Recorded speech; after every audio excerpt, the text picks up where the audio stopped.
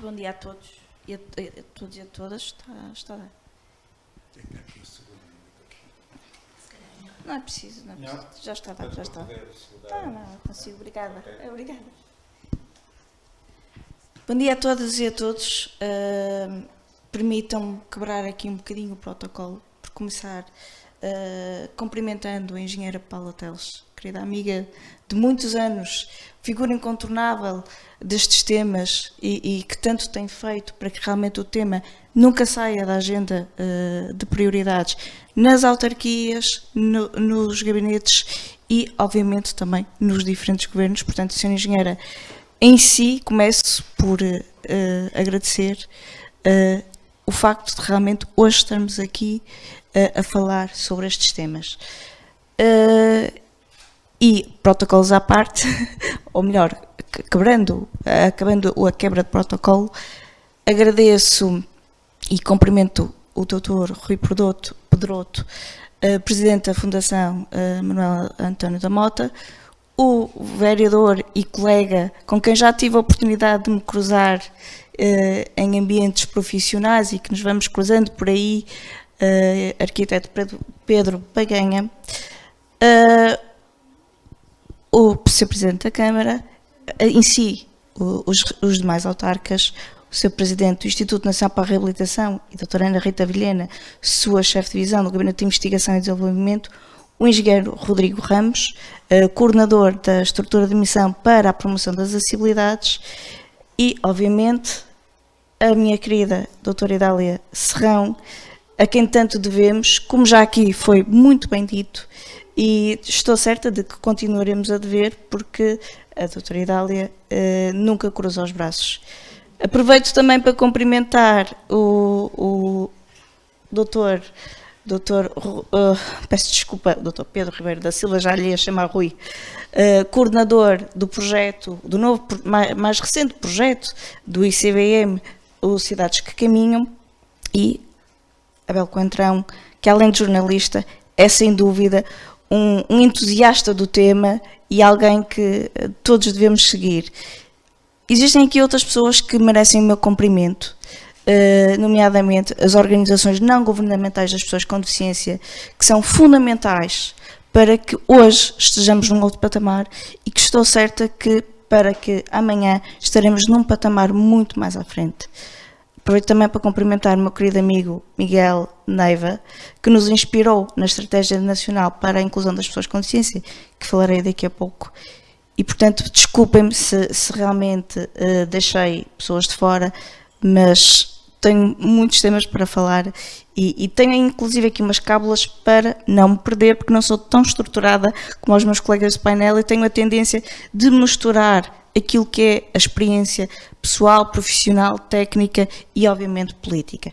Eu estou aqui hoje em representação da Sra. Secretária de Estado, que infelizmente, por compromissos do arco governativo, não pôde estar presente, mas não quis deixar de se fazer associar ao momento e, portanto, achou que poderia representá-la e para mim é um prazer muito grande voltar à casa onde me formei e onde trabalhei tantos anos e onde espero poder continuar a regressar muito tempo.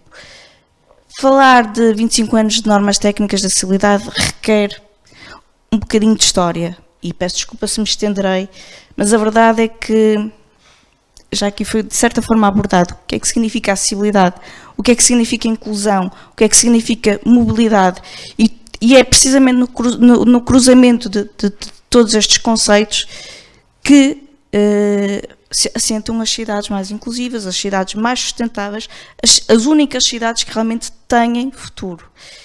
E por isso mesmo, para não me perder, eu queria falar daquilo que tem sido feito ao longo dos anos nesta matéria, dos investimentos que estão a ser feitos e que são fundamentais para que efetivamente dentro de 3 anos, como o Adelino disse muito bem, possamos estar a falar de uma outra forma nestes temas e realmente também aquilo que se preconiza para o futuro.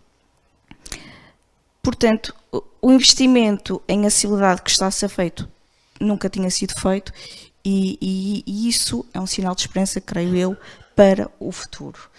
Permitam-me começar por relembrar, porque muitas vezes nos esquecemos como é que estas coisas nascem. E há aqui um pacto muito importante e internacional, que é um compromisso que todos assumimos, que é a Convenção sobre os Direitos das Pessoas com Deficiência. E, portanto, esse pacto que foi assinado em 2006 e ratificado em 2009 fez toda a diferença em Portugal e não só. E destaco que realmente a acessibilidade, desde então, é uma obrigatoriedade, não é uma boa prática. A acessibilidade não é opcional, a acessibilidade é um dever.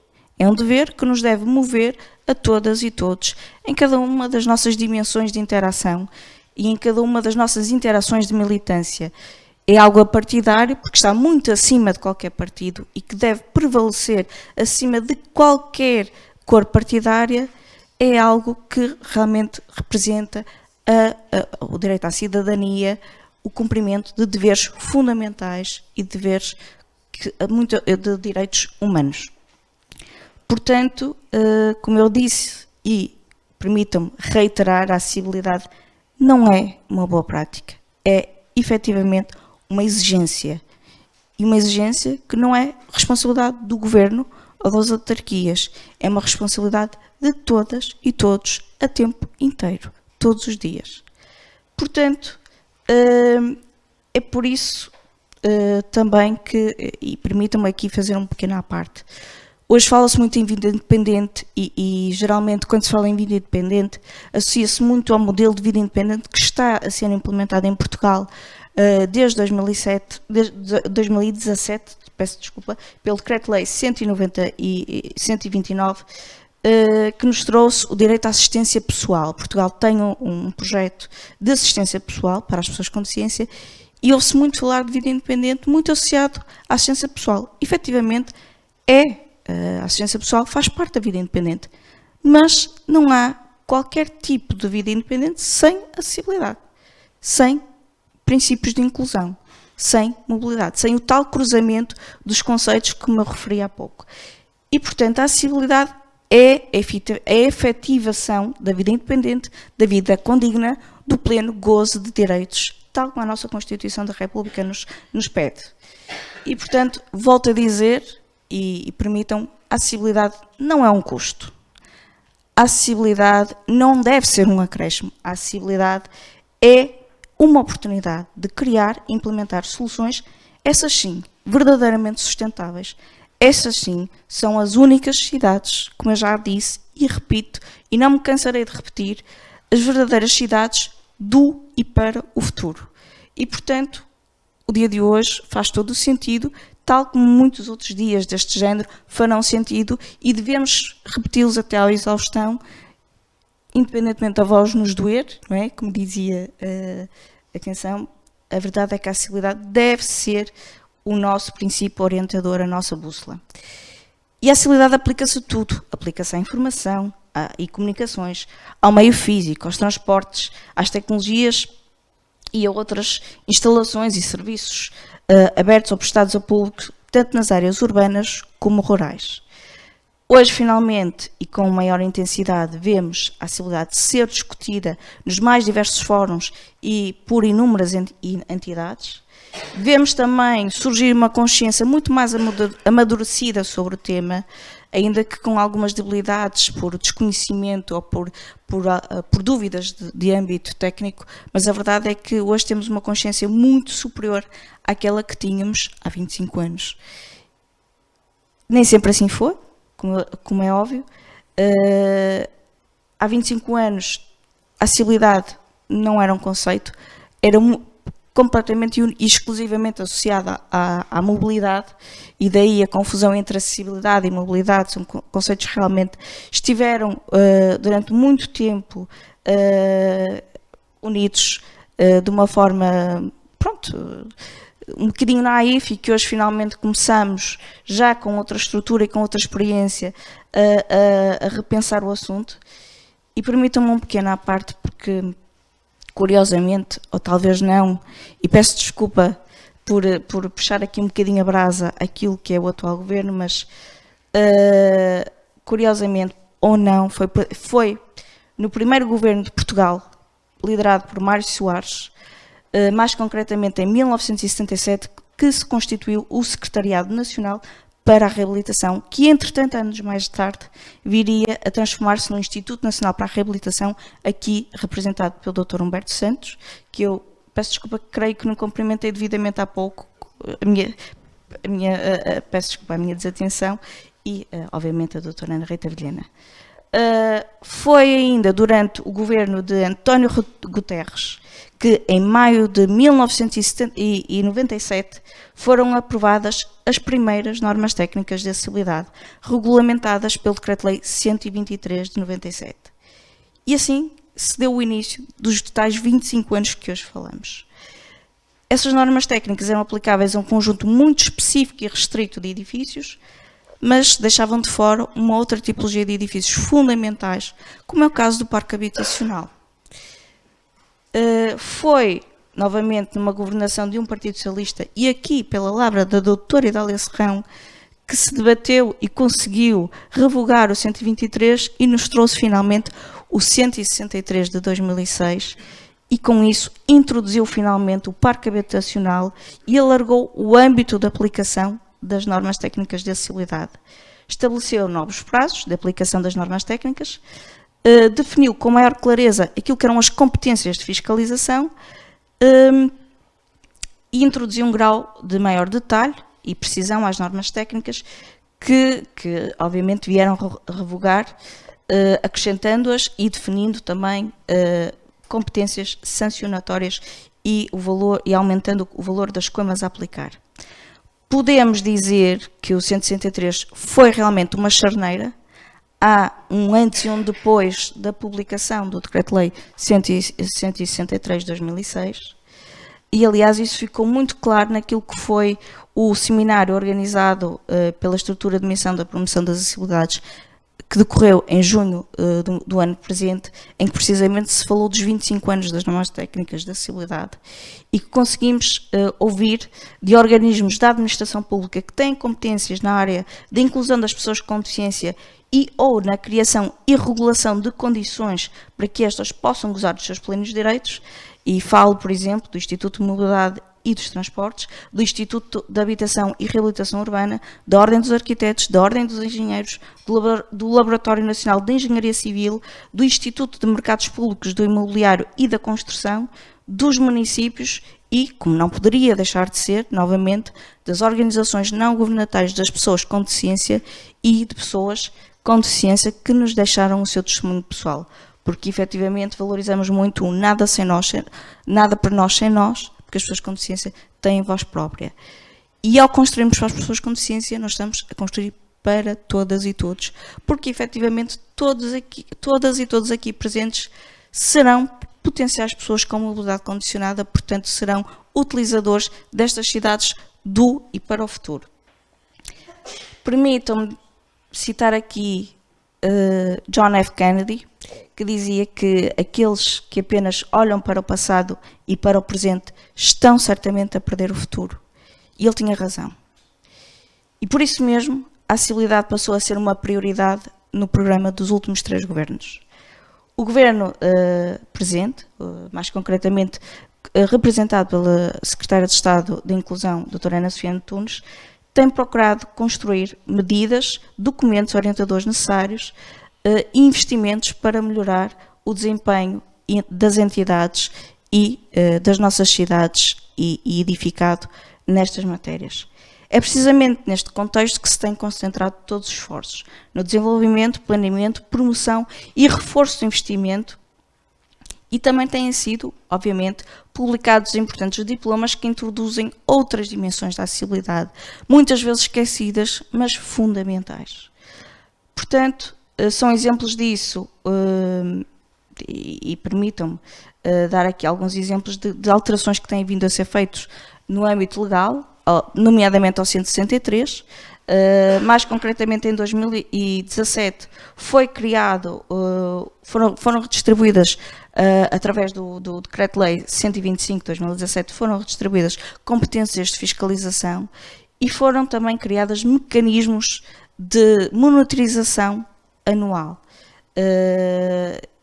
e obviamente de mecanismos que nos permitirão alertar dirigentes responsáveis e decisores políticos para o tema em questão. Esta atualização veio estipular o dever de monitorização anual, que concretizando o ter que informar o que é que tem sido o investimento anual nestas matérias. Veio implementar o dever de criação de equipas técnicas de promoção da acessibilidade nas diferentes áreas governativas e organismos tutelados, para que essas entidades façam anualmente o seu trabalho de casa, anualmente corrijam aquilo que têm que corrigir, e isto foi um ganho muito importante. Foi também publicado o Decreto-Lei 126 de 2007, que veio aprovar o sistema Braille vigente. Foi também publicado o Decreto-Lei 83 de 2018, que veio redefinir os requisitos de acessibilidade dos sítios web e das aplicações móveis e dos organismos públicos, transpondo assim a Diretiva Europeia de 2016/2102.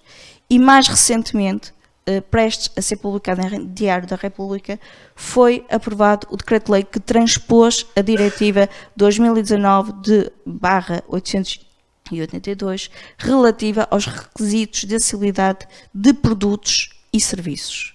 Portanto, como eu referi, introduziram-se novas dinâmicas, novas dimensões de acessibilidade, que também elas são fundamentais e que elas nos trazem a desejada inclusão.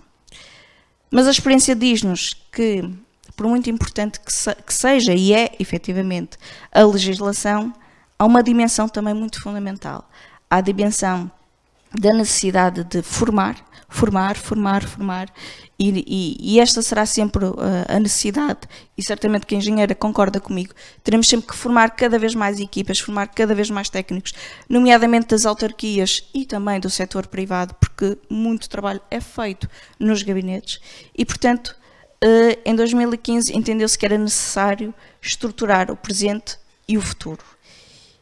E daí esta criação e reforço de equipas de fiscalização, que era uma lacuna, não havia equipas de fiscalização, e houve também, obviamente, a necessidade de apostar muito intensamente na formação de técnicos da administração pública e do setor privado. E estou certa que quer o Presidente do Instituto Nacional para a Reabilitação, quer o engenheiro Rodrigo Ramos, coordenador da estrutura de missão, nos irão abordar este assunto. Tem sido entendimento do Governo que não se pode exigir aos municípios e aos privados aquilo que a administração pública central não faça. E por isso mesmo foi criada a Comissão Técnica Temporária, a Comissão Técnica de Promoção das Acessibilidades, que, apoiada pelas equipas técnicas de promoção das acessibilidades, e essas sim permanentes, que tinham este objetivo muito concreto de fazer um diagnóstico daquilo que era a realidade das acessibilidades nos edifícios públicos da administração central. Essas equipas fizeram, em conjunto com a Comissão, o diagnóstico. O diagnóstico deu fruto a um relatório que foi publicado e, após a sua publicação, tal como estava definido, a Comissão extinguiu-se e o trabalho continua através das equipas técnicas das diferentes áreas governativas nos diferentes organismos.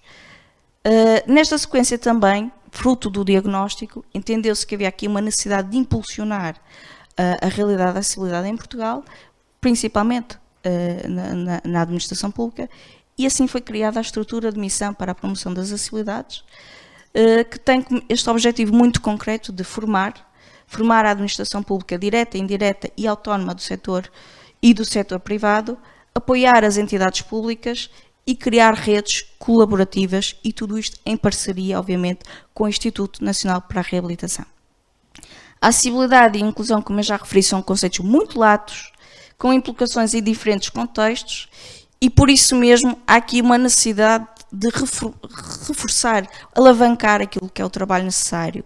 E foi com esta premissa que se criaram duas reformas estruturais muito importantes. A primeira é a Estratégia Nacional para a Inclusão das Pessoas com Deficiência, que será implementada entre 2021 e 2025 e que tem questões tão importantes como é, por exemplo, a aplicação do Colared, que o Miguel nos irá falar, e outros assuntos que poderiam escapar, mas que se entende que tudo isto tem que ter métricas, indicadores e mecanismos de monitorização, e é isso que estas estratégias nos trazem. Outro documento importantíssimo é a Estratégia de Promoção da Acessibilidade e Inclusão nos Museus, Monumentos e Palácios, na dependência da Direção-Geral e do Património Cultural e Direções Regionais da Cultura. Ambos os documentos estão perfeitamente alinhados com aquilo que é a Estratégia Europeia sobre os direitos das pessoas com deficiência, que terá uma aplicação entre 2021 e 2030, e assim como com a Agenda 2020, a Agenda 2030 para o desenvolvimento sustentável. É preciso ter presente que, obviamente, que 82% do edificado foi construído antes de 97, ou seja, antes das normas técnicas, antes destes 25 anos, e, portanto, são séculos a edificar, como disse aqui já o arquiteto Pedro Baganha, sem pensar nestes assuntos. Portanto, há muito trabalho a fazer e temos que criar as ferramentas hoje para que esse trabalho possa ser feito o mais celeremente possível. Para reverter esta realidade, Portugal está a fazer, como eu já referi, um percurso de investimentos, e posso dar exemplos de alguns desses investimentos.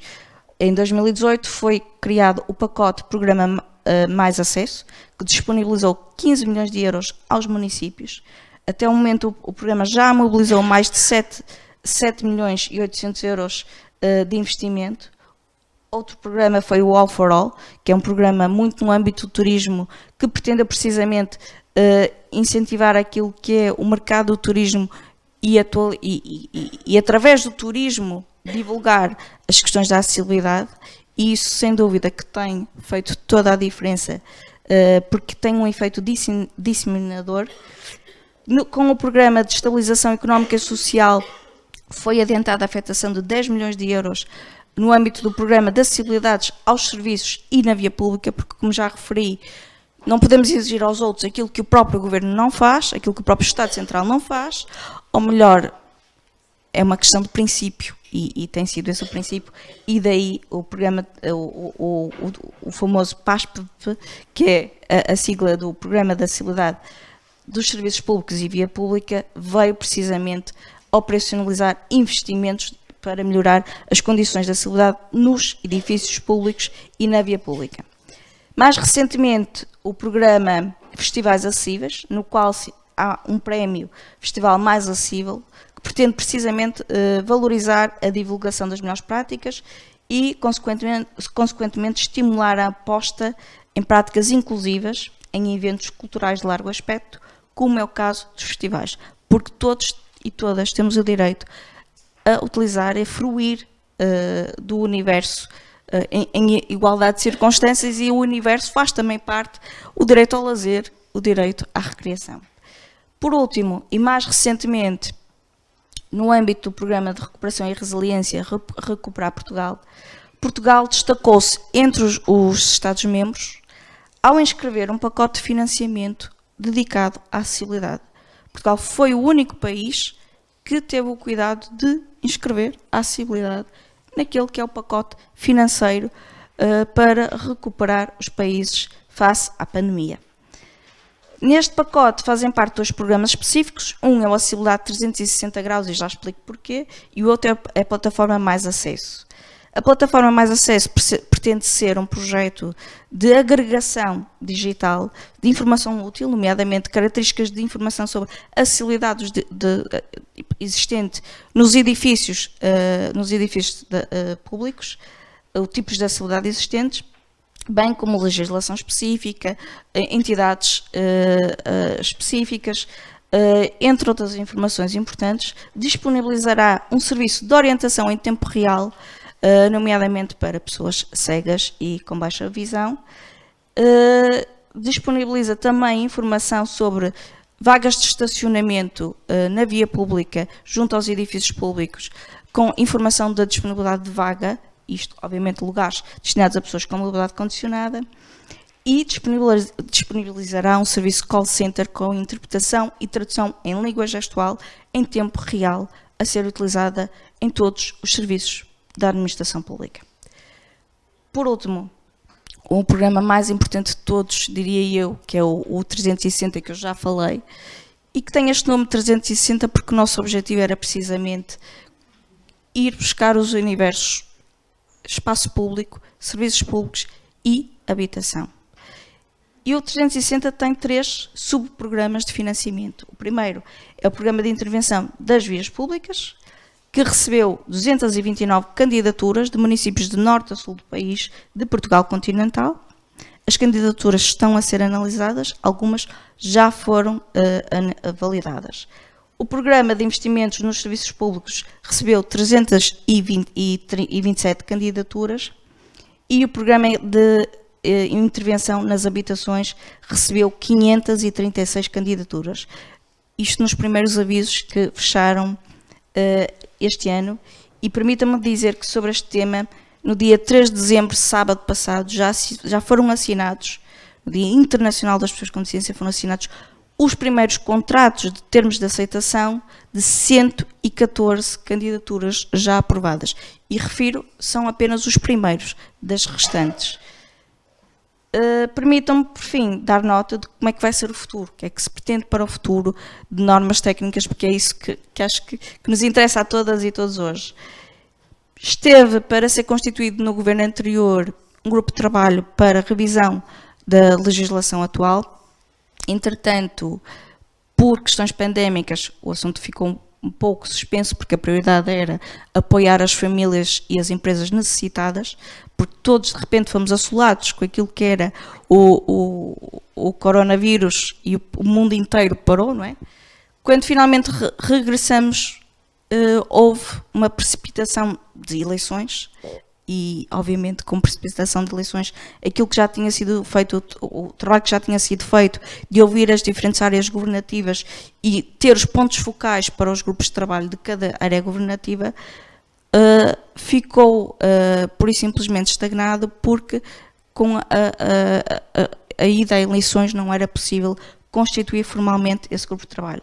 Com o novo governo, algumas pastas ministeriais sofreram alterações, houve necessidade de voltar a ouvir alguns ministérios, mais concretamente aqueles que tinham sofrido alterações, e, portanto, neste momento estamos já em condições de dizer que muito em breve será constituído formalmente o grupo de trabalho que terá a sua publicação em Diário da República. Portanto, a legislação da acessibilidade irá ser revista sim, está para muito breve e, obviamente, que contará com a experiência dos últimos 25 anos, o conhecimento que hoje temos sobre o que é a acessibilidade e que é muito diferente daquilo que tínhamos há 25 anos atrás ou mesmo em 2006, porque obviamente que tudo evolui, as soluções tecnológicas evoluem, o conhecimento evolui, as necessidades evoluem, porque até os produtos de apoio alteram, e esta aqui é uma realidade, e hoje pensamos as cidades de forma diferente e tudo isso terá que ser vertido na nova legislação a ser publicada. E, portanto, isto é verdade que há muito por fazer, haverá sempre. A distância será sempre muito grande entre aquilo que nós queremos e o ponto em que estamos, mas essa distância poderá ser encurtada se todas e todos aqui presentes estivermos envolvidos neste desígnio. E por isso mesmo termino desejando um bem-aja a esta iniciativa, que é fundamental. Como sempre, a Sra. Engenheira está a fazer um excelente trabalho, e espero que os trabalhos sejam, obviamente, inspiradores e possam semear as sementes certas para que realmente o futuro seja mais justo, mais equitativo e mais inclusivo. Obrigada.